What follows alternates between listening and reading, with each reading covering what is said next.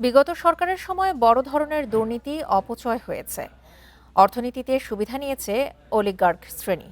এসব বিবেচনায় বর্তমান সরকার তেমন কোনো মেগা প্রকল্প করবে না বলে জানিয়েছেন অর্থমন্ত্রী।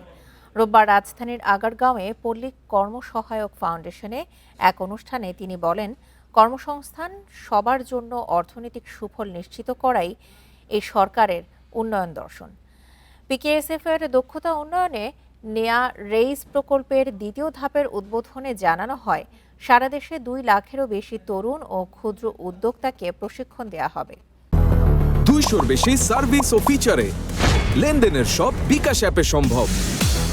4 বছরের প্রশিক্ষণ প্রকল্পে বিনিয়োগ হবে $150 মিলিয়ন, যেখানে অর্থায়ন করছে বিশ্বব্যাংক, পিকেএসএফ এবং সহযোগী সংস্থাগুলো। অনুষ্ঠানে বক্তারা বলেন, প্রতি বছর দেশের চাকরির বাজারে 20 লাখ তরুণ প্রবেশ করছে। কর্মসংস্থান এবং দারিদ্র্য বিমোচনে গতি আনতে তাদের দক্ষতা উন্নয়ন গুরুত্বপূর্ণ কাজ। এ সময় অর্থমন্ত্রী জানান, পরিকল্পনা কমিশনের কাছে 1300 প্রকল্প আছে। পরিবেশগত, অর্থনৈতিক রিটার্ন, কর্মসংস্থানের বিবেচনা না থাকায় অনেক প্রকল্পই বাদ দেওয়া হচ্ছে। তিনি বলেন, পিকেএসএফ এর কার্যক্রমের সঙ্গে সরকারের উন্নয়ন দর্শনের মিল রয়েছে, তাই সব রকম সহায়তার আশ্বাস দেন মন্ত্রী।